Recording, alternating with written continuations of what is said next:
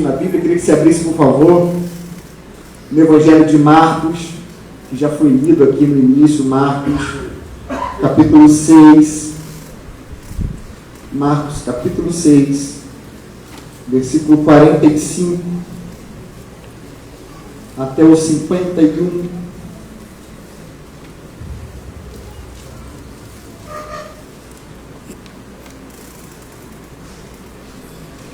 Marcos, capítulo 6, do 45 ao 51, todos acharam? Amém? Pois aqui a projeção aí. Diz assim a palavra do Senhor. E logo obrigou os seus discípulos a subir para o barco e passar adiante para o outro lado, a Betsaida, enquanto ele despedia a multidão. E tendo-os despedido, foi ao monte a orar. Ao anoitecer, estava o barco no meio do mar, e ele sozinho em terra. E vendo que se fatigavam a remar, porque o vento lhes era contrário, perto da 4ª vigília da noite, cerca de 3 horas da madrugada, aproximou-nos deles andando sobre o mar, e queria passar-lhes adiante. Mas, quando eles o viram andar sobre o mar, cuidaram que era um fantasma, e deram grandes gritos, porque todos o viam e perturbaram-se. Mas logo falou com eles e disse-lhes: tende bom ânimo, sou eu, não temais. E subiu para o barco, para estar com eles, e o vento se aquietou, e entre si ficaram muito assombrados e maravilhados. Queria que você abrisse também João capítulo 13, versículo 7, um versículo apenas, João capítulo 13, versículo 7, que diz assim: respondeu Jesus e disse-lhe: o que eu faço não sabes tu agora, mas tu o saberás depois. Glória a Deus pela sua palavra. Tempestades na Bíblia são metáforas que muitas vezes a Bíblia usa para falar sobre tribulações, sobre angústias, sobre aflições, turbulências que nós passamos na nossa vida. A Bíblia relata algumas tempestades. Uma das mais famosas é aquela de Jonas, que é uma tempestade que é fruto da desobediência, e assim, aquele que escolhe viver em desobediência, esse sim padece por grandes tempestades. Mas também nós que andamos na presença do Senhor, nós que vivemos debaixo da vontade de Deus, nós que tentamos buscar uma vida de santidade, uma vida de separação, dizemos não para o pecado, não para o mundo, tentamos resistir, ainda assim passamos por tribulações, por dificuldades e por tempestades. Com certeza você já passou por alguma tempestade, se não está passando agora.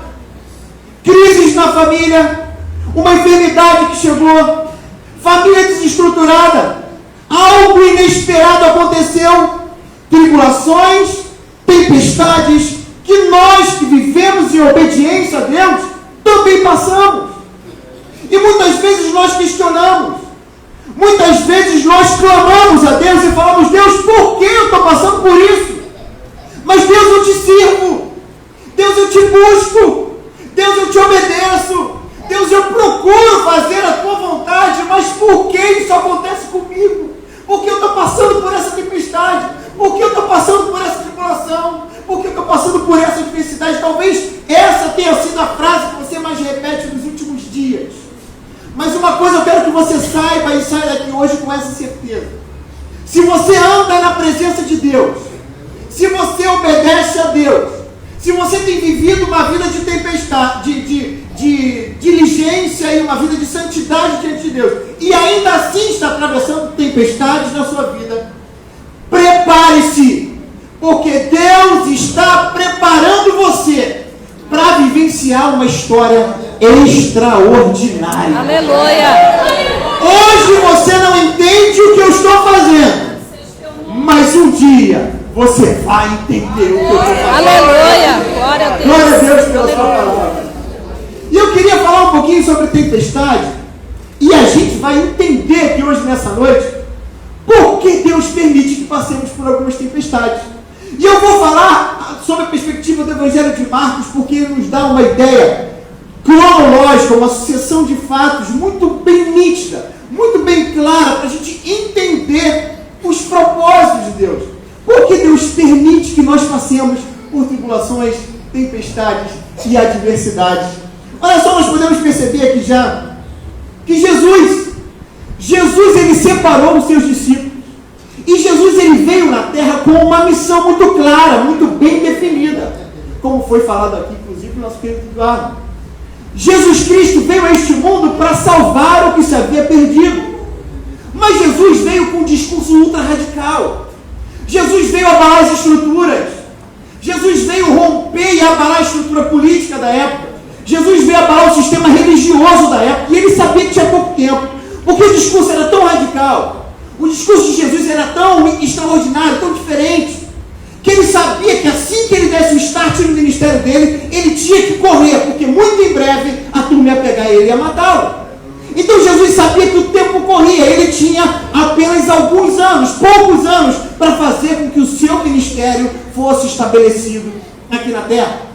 E Jesus ele separa alguns homens, e ele precisa, tanto é verdade que em apenas 3 anos, Jesus começa o seu ministério com 30 anos aproximadamente, que era quando atingia a maioridade naquela época. E Jesus com 30 anos inicia o seu ministério, e aos 33 ele já está sendo crucificado, apenas 3 anos. Jesus sabia que ele tinha pouco tempo, então ele precisava impactar. Ele precisava formar e levantar um grande exército. Um exército marcado, um exército preparado, um exército que tinha certeza e de que não poderia ter nenhuma dúvida de quem ele era, do que ele era capaz e de quais eram os propósitos e qual era a principal missão de Jesus na terra. Sabendo que em 3 anos Jesus sairia, Jesus morreria e não estaria mais entre eles, entre nós. Então Jesus precisava separar um grupo, um esquadrão de elite, uma turma muito bem preparada para que a partir desses homens toda a humanidade fosse impactada. Isso é tão verdade que hoje estamos aqui, para a glória de Deus. Aleluia. Porque esses homens foram preparados, foram treinados e aprovados pelo Senhor. E hoje nós estamos Aleluia. para a glória de Deus. Eu falei que a gente ia falar sobre o Evangelho de Marcos. Eu queria muito que você ficasse com a sua Bíblia aberta, para a gente acompanhar a sucessão de fatos, para a gente não perder o fio da meada. Toda a história começa em Marcos capítulo 3.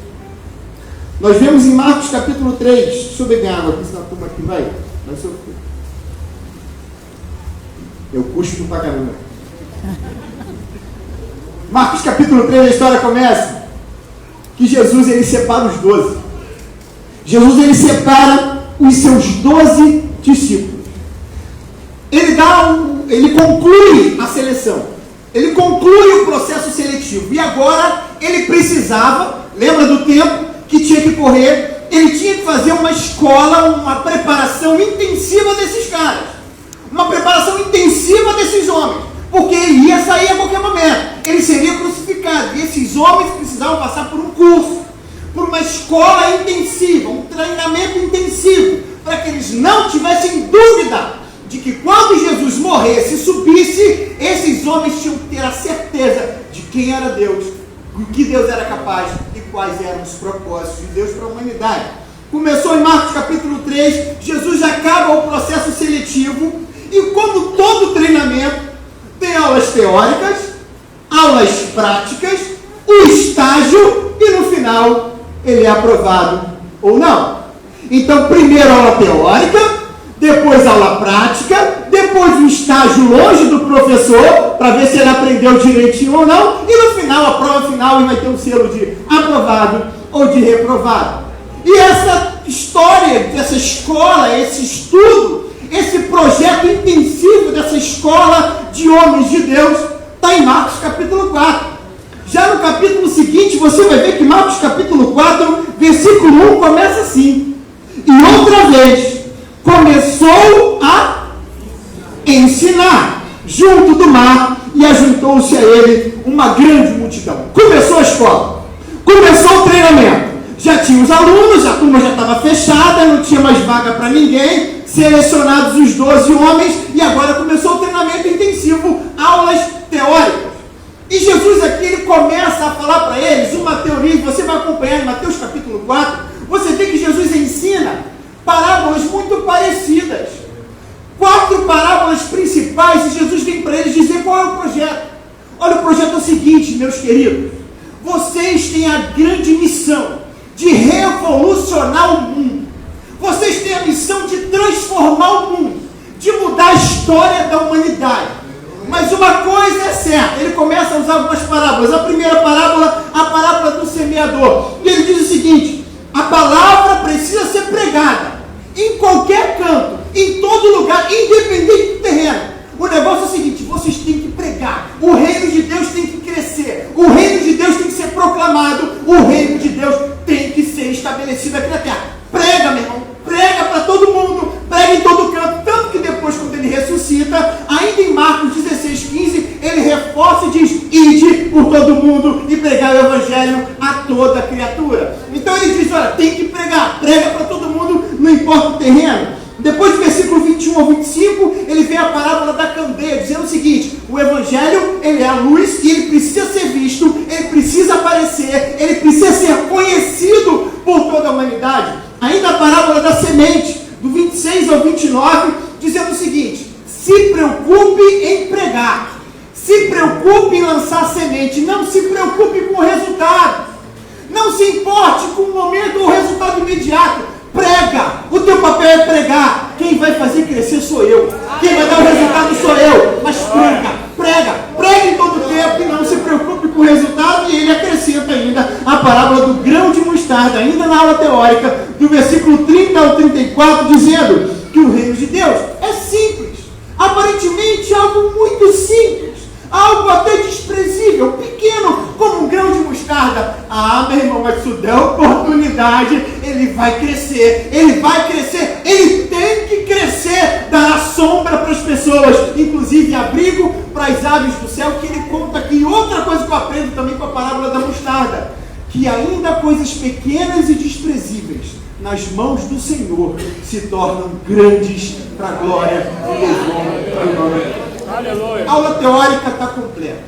Eles já estão com a certeza de que o reino de Deus precisa ser proclamado. A palavra de Deus precisa ser pregada. Não importa para quem, não importa com o resultado. O negócio, irmão, prega para todo mundo. Combinado? Já entenderam a aula teórica. Só que como uma multidão se aglomerou ali também diante de Jesus, que Jesus já era famoso, Jesus já era conhecido. Jesus, ele usou o barco para ser um palco para ele poder pregar. Ele se afastou um pouquinho da margem e ele ali do barco pregou e fez esses ensinamentos. Quando ele acabou de ensinar, ele chamou os 12 e falou: pessoal, vamos para o outro lado? Lembra que a aula teórica acabou e agora começa o segundo estágio do treinamento intensivo. Começa a aula prática. Eles entram no barco com Jesus. A grande maioria pescadores, experientes naquela região. Bora, moleza, vamos lá. E eles entraram no barco. Diz a Bíblia que de repente uma grande tempestade, de repente ventos contrários, de repente o mar começa a se levantar, começa a encapelar, e os discípulos experientes agora desesperados. E agora? Vamos afundar, água entrando no barco, água entrando para todo lado, eles apavorados, desesperados, quando eles olham para Jesus. Jesus está dormindo. E aí a turma conta diz: ei, Jesus, qual é? É porque a Bíblia fala um linguajar mais rebuscado. Mas não desespera, meu irmão. Jesus, qual é? Ele está na pior aqui, vai afundar. Tu não vai fazer nada, não. Vai ficar aí dormindo. Parece que não se importa com a gente. A gente está aqui morrendo, afundando, e você vai ficar aí sem fazer nada. Jesus levanta. E ele diz: vento, aquieta-te. E diz a Bíblia que houve grande bonança, e ele ainda chegou para os discípulos e falaram: vocês não têm fé nenhuma, vocês são muito tímidos. E eles mostraram que ainda não estavam preparados. Eles sempre olham e fazem uma pergunta: quem é esse que até o vento e o mar lhe obedecem? Não conhecia, não sabia ainda quem era Jesus, porque a aula estava só começando. Mas aqui eles aprenderam a primeira lição na aula prática. Jesus está dizendo para eles: nunca duvide do meu poder. Saiba de uma coisa: eu criei a natureza, eu sou mais poderoso que o vento, eu sou mais poderoso que qualquer tempestade. Quando você estiver diante de alguma situação adversa, diante de alguma tempestade, saiba que bonança chegar. Se você está passando por tempestade na tua vida e você vive de acordo com a vontade de Deus, descansa. Deus está te preparando para que você não tenha dúvida de que Ele tem poder. Ele é maior do que a tua luta, é maior do que a tempestade, e Ele vai te fazer chegar do outro lado para a glória e louvor do nome dele. Primeira lição na aula prática: eu sou maior do que qualquer tribulação. Continua a aula prática. Lembra que eles tinham que chegar do outro lado. Chegaram do outro lado. E aí você vai acompanhar aqui a história, que eles chegam do outro lado ainda na aula prática, em Marcos agora capítulo 5. Quando eles chegam do outro lado, de repente vem um homem muito esquisito. Diz a Bíblia que era um homem que andava, em alguns outros evangelhos, vamos detalhar mais, que ele andava nu. Era um homem perturbado, cheio de demônios. E ele andava pelas sepulturas. Ele pegava pedras, se machucava, se cortava. E ele tentava, às vezes, acorrentá-lo. Ele era tão forte que ele quebrava as correntes. E era um homem que era perturbado e perturbava todos. Todo mundo tinha medo daquele homem que era totalmente dominado por demônios. Aula prática. Jesus chega com os discípulos do outro lado, todo mundo meio apavorado, né? Meio ainda nauseado, mar bateu, tempestade. Uns ainda sem saber o que está acontecendo. Chega do outro lado, o cara esquisitão. Quando esse homem esquisito chega diante de Jesus, ele se prostra diante de Jesus. Ele se ajoelha diante de Jesus e fala: Jesus, Filho do Deus vivo, por que me atormentas antes do tempo? Jesus ordenou, os demônios saíram imediatamente daquele homem. Aquele homem foi liberto. Um homem que era completamente desfigurado, um homem que era desprezado porque realmente era um homem que amedrontava, era um homem que vivia à margem da sociedade. Deus restaurou a sua dignidade ao ponto das pessoas nem o reconhecerem mais. E aí Jesus deu a segunda lição, a lição na aula prática de que eu sou maior do que os demônios, eu sou maior do que o inferno. Não importa se alguém está perturbado, se alguém está acorrentado pelo vício, pelo pecado, por qualquer outra coisa, eu tenho poder para libertar. Se o Filho nos libertar, verdadeiramente sereis livres. Se você, meu irmão, está passando por essa tribulação, alguém que você ama está acorrentado com as drogas, acorrentado com algum vício, acorrentado pelo crime, você questiona: Deus, por quê? Deus, por que eu estou passando por isso? Deus, por que isso está acontecendo na minha casa? Por quê? Deus está te preparando, porque quando Ele libertar, você vai ter mais essa experiência com Deus, para contar para todo mundo que Jesus liberta toda e qualquer homem oprimido pelo diabo ou por qualquer outra coisa. Segunda lição prática: Jesus é maior do que os demônios e do que o inferno. Chegaram lá, voltaram para o outro lado, pegaram o barco, ainda na aula prática. Quando eles estão voltando, Jesus e os discípulos, eles chegam do lado de cá do mar da Galileia, e agora eles chegam, tem uma grande multidão esperando Jesus. Jesus cada vez mais famoso. Todas as vezes que Jesus passeava, onde Jesus andava, sempre uma turma apertando Jesus. E quando Jesus chega do outro lado, uma turma de curiosos, alguns doentes, pessoas oprimidas, alguns críticos, alguns religiosos, uma grande multidão esperava Jesus do outro lado. Mas lembra que eles ainda estavam na aula prática. Quando eles chegam desse lado de cá, um homem muito importante os aguarda no meio da multidão. Era Jairo. Jairo, o principal da sinagoga. Um homem importante, um homem muito influente. E esse Jairo se prostra diante de Jesus e fala: Jesus, tenha misericórdia, porque a minha filha está moribunda, a minha filha está sofrendo, ela está muito enferma, ela está muito doente, e a minha filha precisa ser curada. Por favor, Jesus, vai na minha casa. E diz a Bíblia que quando Jesus estava indo para a casa de Jairo, porque Jesus não despreza um coração contrito, Jesus não despreza um pedido de socorro, Jesus não despreza alguém que está em desespero, clamando por ajuda. E ele foi. E quando ele estava indo na casa de Jairo, de repente Jesus para. No meio da multidão, ele parou e falou assim: ei, alguém me tocou. E os discípulos chegam para ele e falam: mas como assim te tocou? Está de brincadeira. Uma turma aqui se espremendo, um empurrando o outro, todo mundo te tocando. Você vai dizer que alguém te tocou, não. Alguém, uma mulher ali no meio. Uma mulher que há 12 anos sofria de fluxo de sangue. E segundo a lei de Moisés, ela era uma mulher imunda. Uma mulher durante o fluxo, e as mulheres sabem que aquele período curto de fluxo incomoda. Não só a mulher sofre, mas a família toda sofre junto. Mal-humorada, aquele estresse, aquele negócio, sabe o que é? Imagina uma mulher, 12 anos, ininterruptos assim, e ainda mais com a pecha de amaldiçoado.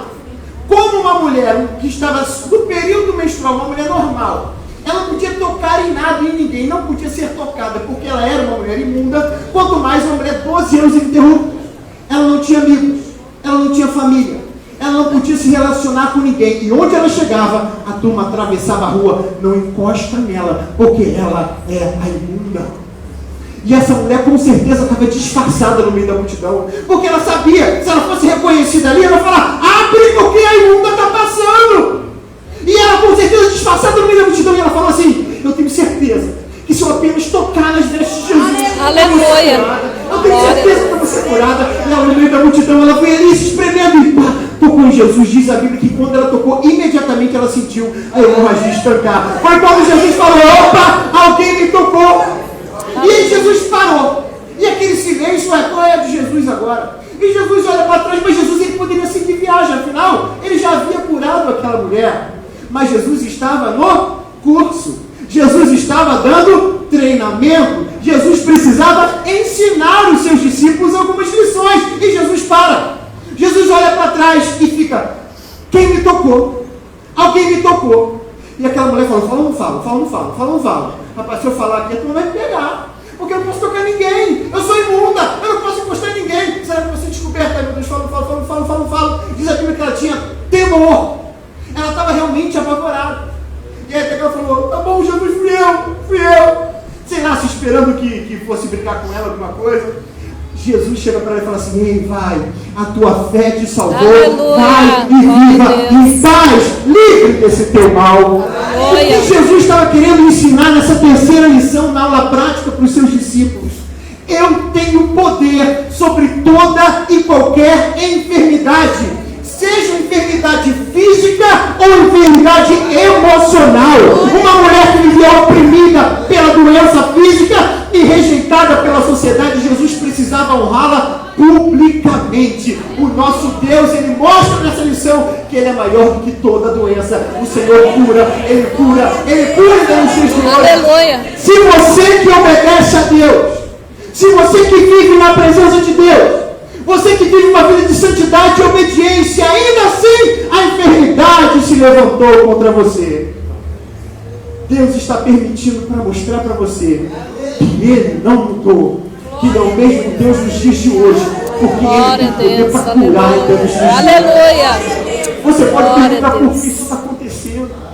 Eu lembro que eu, quando fui desenganado pelos médicos, quando eu saí da UTI, eu fui para o quarto, toda a minha família reunida, meu pai também.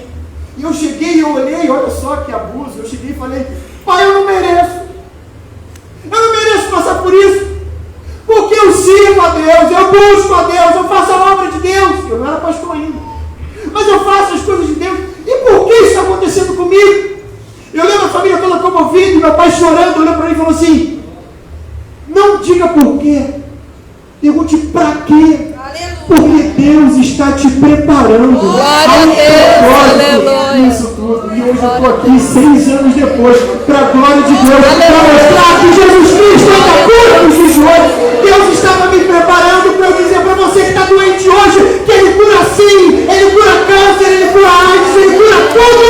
Ele é o mesmo ontem, hoje, eternamente. Ele tem poder para curar, aleluia. Mas eu só sei disso porque eu passei pela tempestade. Aleluia. E hoje eu digo de um Deus que meu pai me ensinou, de um Deus que eu conheço de perto, um Deus que me visitou no hospital, um Deus que cuidou de mim e um Deus que tem cuidado de mim até hoje, um Deus que cura e é maior do que qualquer enfermidade. Aleluia. E os discípulos vendo isso tudo na aula prática. E a turma continua. Lembra que Jesus estava indo para a casa de Jairo? Jesus estava indo para a casa de Jairo. E a mulher tocou e interrompeu ali a trajetória. E Jesus segue viagem. Jesus indo para a casa de Jairo, de repente chega para a turma, os mensageiros de Jairo chegam para ele e falam assim: ei, adianta mais não perturba mais o mestre, porque tua filha morreu, já era. E antes que Jairo se abatesse, Jesus olha para ele e fala assim: ei, não temas, crê somente. E Jesus foi para a casa de Jairo. Chegando na casa de Jairo, tinha uma menina de 12 anos morta. Imagina a dor daquele pai, imagina a angústia daquela família. E isso moveu o coração de Jesus. E os discípulos vendo, Jesus entra no quarto, deita sobre aquela menina, e Jesus faz com que aquela menina volte a viver. Nessa quarta lição da aula prática, Jesus mostra para eles, para todos os discípulos, que Ele é maior do que a morte. Eu sou a ressurreição e a vida. Quem crê em mim, ainda que esteja morto, viverá.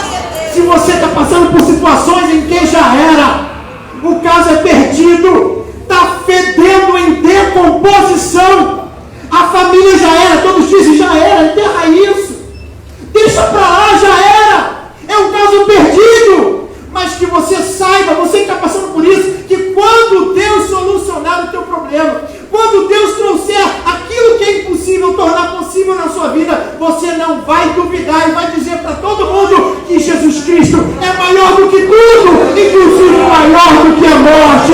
Aleluia! Ele é a vida e a vida em abundância. Aleluia!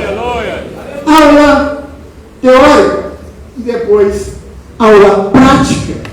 Depois dessas aulas práticas, aula teórica, depois aula prática, qual é o terceiro estágio? É a hora do estágio longe do professor. Eles chegaram, aprenderam, com certeza aquele rebuliço, os discípulos falando: rapaz, tu viu o que ele fez? Tu viu ali com a menina, rapaz, ele ressuscitou, tu viu no mar, e aquele burburinho e tal, eles querendo comentar sobre Jesus. E aí, a mente deles, o coração deles abalado, e eles começaram a ser marcados pela presença e pelos ensinamentos de Jesus. Aí Jesus agora fala: tá bom, é hora de vocês irem sozinhos. Deixa eu ver se vocês estão preparados. E aí Jesus, no Mateus capítulo 6, Marcos capítulo 6, versículo 7, Jesus, ele separa os discípulos e fala assim: agora eu quero que vocês vão 2 a 2. Eu quero que vocês vão pelas casas. E vocês vão por aí, vocês vão expulsar demônios. Vocês vão orar, os enfermos vão ser curados. Vocês vão orar e os cativos serão libertos. Vai lá, vai que eu garanto. E eles foram. Só que Jesus fala assim: vão, mas não levem nada. Não levem dinheiro. Não levem comida. Para dizer o seguinte: olha, eu cuido de você. Fica tranquilo, faz o que eu estou mandando.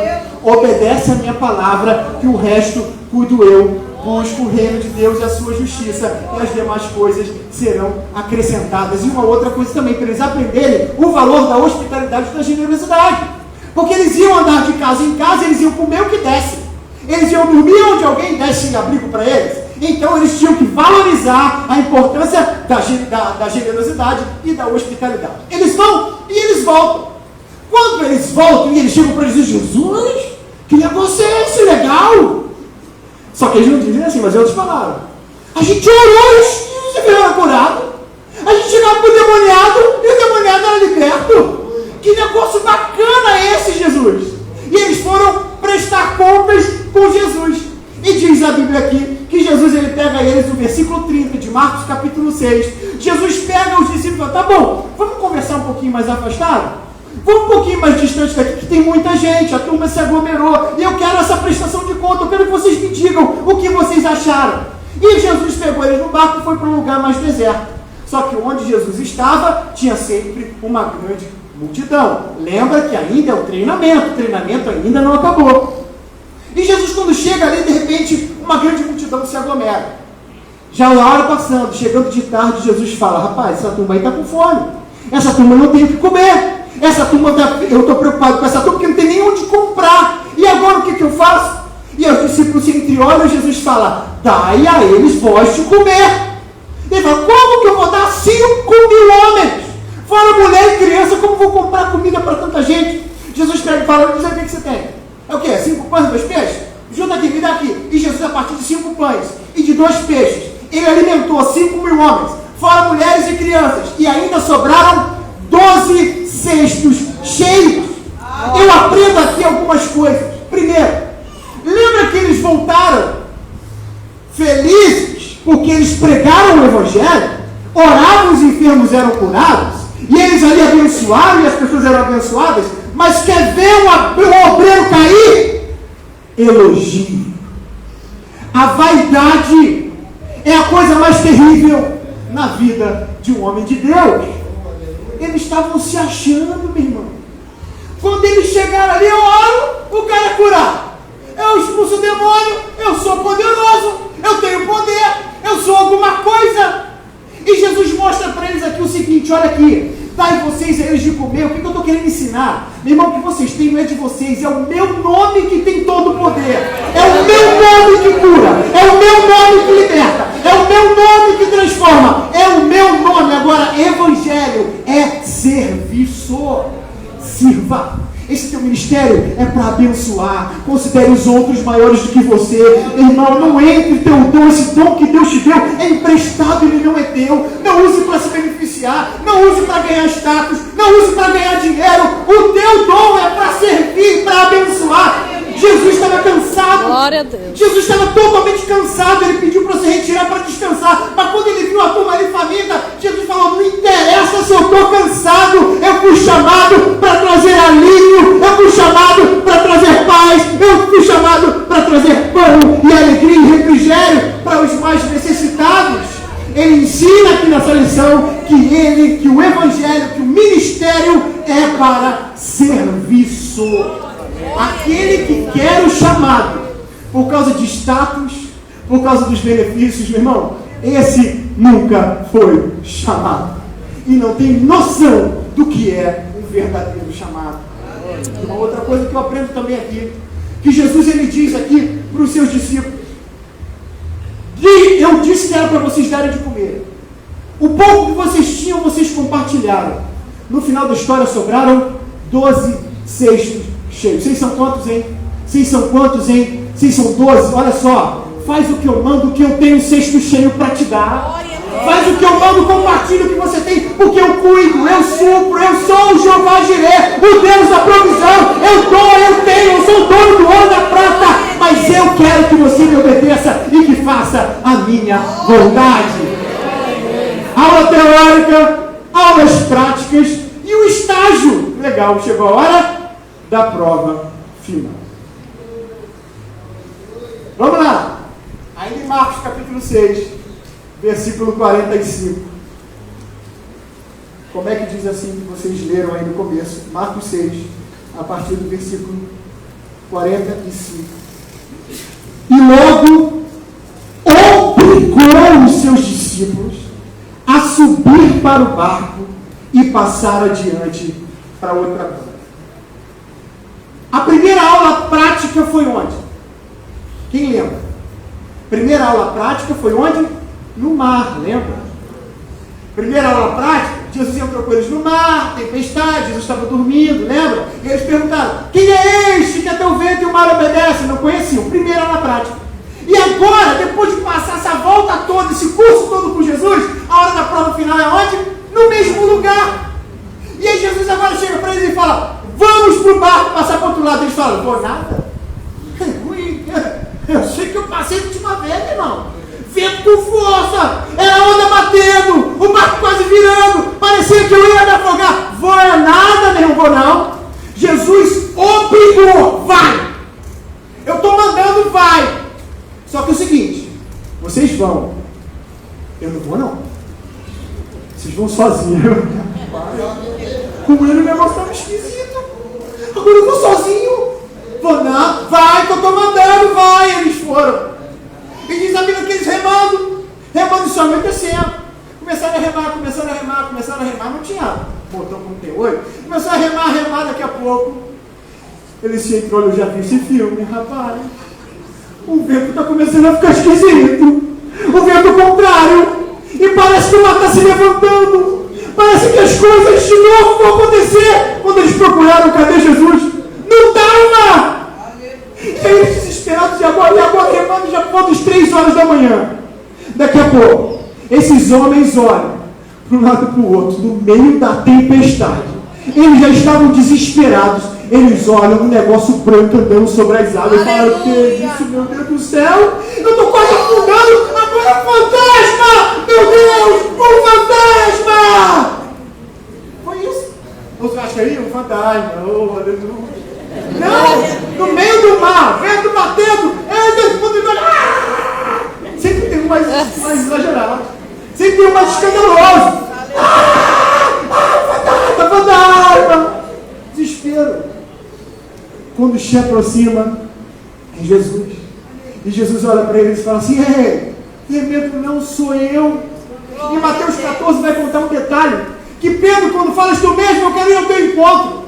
E Pedro vai ao encontro de Jesus, ainda anda sobre as águas, e quando ele olha para Jesus, ele anda, e quando ele olha para as circunstâncias, ele começa a afundar. Jesus pega pela mão, repreende, e aí eles entram no barco, o vento cessa. Aleluia. Mateus 14 diz, sabe o quê? Quando isso acontece, eles olham para o outro e falam assim: verdadeiramente, este é o Filho de Deus, aleluia! Glória a Deus.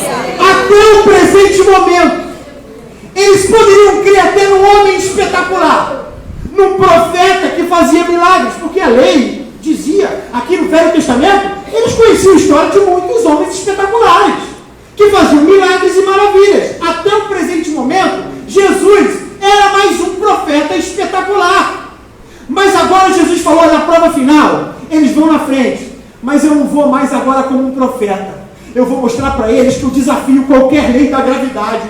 Eu vou mostrar para eles que eu sou maior do que a natureza. Eles precisam me ver não agora como um profeta, mas como um Deus, o Filho de Deus, o Todo-Poderoso Jesus Cristo, o Emanuel, o Deus com eles. E a partir desse momento, depois disso tudo, eles falam: não tenho mais dúvida, verdadeiramente tu és o Filho de Deus. E eles foram aprovados. Eles passaram no teste, passaram por toda a escola, mas eles agora sabiam que Jesus era maior do que qualquer tribulação, que Jesus era maior do que os demônios e que o inferno, Jesus era maior do que qualquer enfermidade, Jesus era maior até do que a morte, e que Jesus os capacitou, porque o nome dele tem todo o poder, mas esse ministério era para servir. Jesus é aquele que supre a necessidade daquele que vai ao campo para pregar o evangelho, mas nunca duvidem de uma coisa: eu sou o verdadeiro Filho de Deus. Você não entende o que você está passando hoje. Talvez você esteja no primeiro estágio, ainda na primeira tempestade, talvez na segunda, já perto de ser aprovado, ou você está passando em algum desses estágios do treinamento.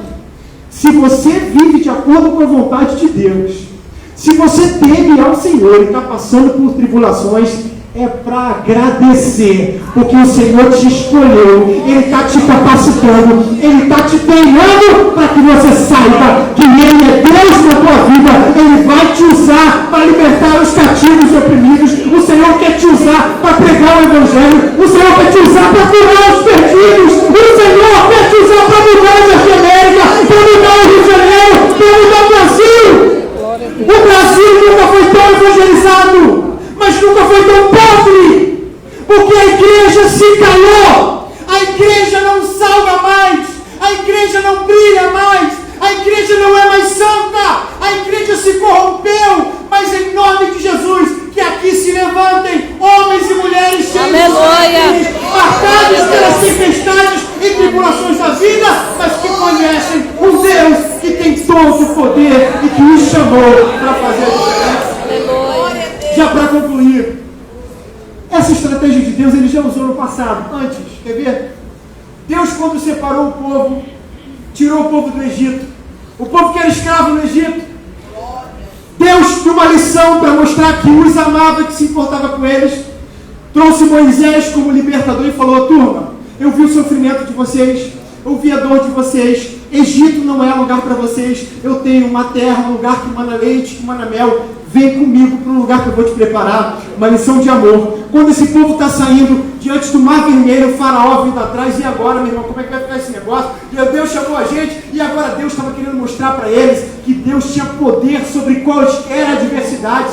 Deus era capaz de fazer qualquer coisa para livrar o seu povo. Tanto que Moisés ali, ele clama, e aí Deus fala: meu irmão, para que esse negócio anda, marcha sobre as águas, e o mar se abre, e o povo passa a pés enxutos. Um povo que não conhecia Deus, um povo que vivia escravizado no Egito, mas vivia de histórias do passado que não tinha experiências com Deus. Mas Deus precisava marcar aquela geração para impactar todas as vindouras gerações. O mar se abre, chega do outro lado, o mar se fecha, os carros de farol ficam no meio do caminho. Chegaram do outro lado, mais uma lição. O povo está com sede. Quando o povo está com sede, eles chegam ali e água amarga. E aí Moisés toca na água, joga um galho na água e a água fica doce. E Deus fala: eu sou o Senhor que te sara. Mais uma lição: eu sou Deus que cuido, eu sou Deus que provejo, eu sou Deus que abençoo e tenho poder para curar em toda situação. E o povo segue adiante aqui. Mais uma lição. Mais adiante o povo está com fome. E o povo, e agora? Eu quero carne, eu quero comer. E Deus manda maná e codornizes para ensinar para o povo que é um Deus provedor, que é um Deus que fortalece, é um Deus que supre as necessidades. Mas depois o povo tem sede. E depois de comer codornizes e maná, depois Moisés fere a rocha e sai água da rocha. Deus mais uma vez mostrando para eles: eu tenho água para te refrigerar, para te descedentar e para te abençoar. E aí depois, no teste final, ele chegando em direção ali ao Sinai, os amalequitas se levantam contra ele. Amalequitas, um povo terrível, um povo mau, um povo que perturbava, mesmo que saqueava todas as nações que passavam pelo deserto. Diz a Bíblia que ali Arão e Hur subiram com Moisés no monte, e eles levantavam os braços de Moisés. Enquanto Moisés estava com os braços levantados, Josué vencia a batalha. Quando os braços desciam, Josué perdia a batalha. E eles, enquanto estavam com os braços levantados, Deus deu vitória ao povo diante dos inimigos. E no final Moisés ainda disse: Jeová Nissi, Jeová é a minha bandeira. Deus estava mostrando para eles: eu sou o Deus que vou te livrar, eu pelejarei por vocês. Todo inimigo se levantar contra vocês, não tenha medo, o Senhor é a minha luz, o Senhor é a minha salvação. Ainda que um exército me cercasse, não temerei, porque o Senhor dos exércitos está comigo. Aleluia. E o povo chega no Sinai. Quando chega no Sinai, Deus chama Moisés lá em cima. Depois Moisés desce, o monte começa a fumegar, trovões, relâmpagos, e eles veem com os próprios olhos a glória de Deus. Deus permite que passemos por tribulações e tempestades, porque Ele está te preparando para vivenciar tempos extraordinários na sua vida. Você já viu um soldado de elite? E a medalha é bonita, mas só ele sabe o que ele passou para pegar aquela medalha. Quantas marcas, quantos desistiram, quantos não foram até o final, mas aquele que chegou ali, sangrando, mancando, mas aquela medalha mostra que aquele cara é diferente. Talvez você esteja mancando, talvez hoje você esteja sangrando, mas você tem a medalha. Deus olha para você e fala: ele é meu filho, ela é minha filha, eu amo, eu cuido, eu supro todas as tuas necessidades. Não tenha medo, porque eu estou contigo. Não te assombres, eu sou o teu Deus, eu te esforço, eu te ajudo, eu te tomo pela testa da minha mão. Se você estiver debaixo da minha vontade, toda e qualquer tempestade, nós venceremos juntos, para a glória e louvor do meu nome. Aleluia. Amém. Eu queria que a igreja ficasse em pé nesse momento. Jesus estava no barco, Jesus estava no controle. A Bíblia diz em várias situações, principalmente em alguns salmos: o Senhor reina. Não reinou e reinará, reina. Ele está no controle de todas as coisas. Mas isso tudo só aconteceu porque Jesus estava no barco. E porque eles estavam em obediência à voz de Deus. Tem alguém aqui entre nós que de alguma forma empurrou Jesus para fora do barco, ou entrou no outro barco em que Jesus não estava, ou tem vivido uma vida de desobediência e sabe que sem Jesus não tem jeito, o barco vai afundar. E eu queria nessa noite saber se tem entre nós alguém que quer chamar Jesus para entrar no barco da sua vida, e que você levante a sua mão. Nós vamos orar por você, para que Jesus assuma o controle do teu barco. Aleluia. O vento vai continuar batendo, mas você vai chegar do outro lado, para a glória de Deus. Tem alguém entre nós? Não? Eu queria fazer uma oração nesse momento, por toda a igreja. Você no seu lugar, você pode dizer: eu não fui chamado, Deus não me chamou. Deus te chamou.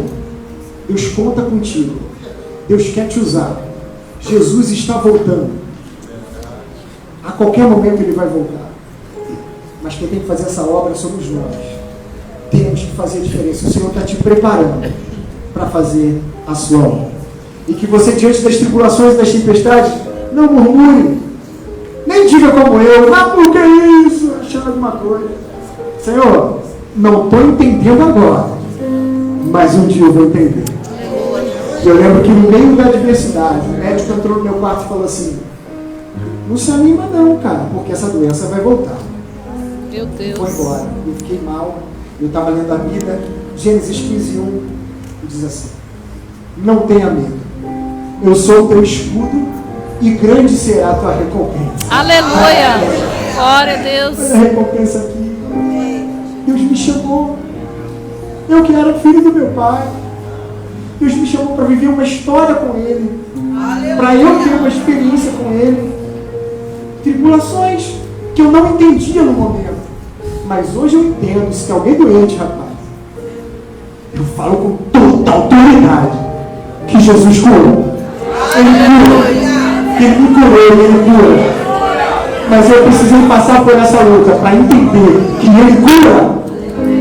Então nessa noite, você que está passando por alguma tribulação ou tempestade, que a sua fé seja fortalecida e que você saia daqui sabendo que Deus está te preparando para coisas extraordinárias. Deus está no controle. A sua vida não vai se perder. O barco não vai virar. Você vai chegar do outro lado para a glória de Deus. Aleluia. Senhor Deus, nós te louvamos. Senhor, neste momento nós te apresentamos a tua igreja. Senhor, assim como tu montaste aquele curso intensivo preparando aqueles discípulos. Senhor, quantos aqui estão na tua escola e não estão entendendo nada? E questionam por que isso? Ventos contrários, luta atrás de luta, tempestade atrás de tempestade, e não entendiam. Mas hoje sabem que vai passar. Vai passar. Tu estás no controle, tu estás preparando, tu estás moldando o nosso caráter para que te conheçamos melhor, para que no final não perguntemos quem é este, e sim digamos: este é verdadeiramente o Deus que cura, o Deus que transforma, o Deus que liberta, o Deus que tem todo o poder sobre qualquer tempestade ou adversidade. Senhor, abençoa a tua igreja, hoje sim, em nome de Jesus.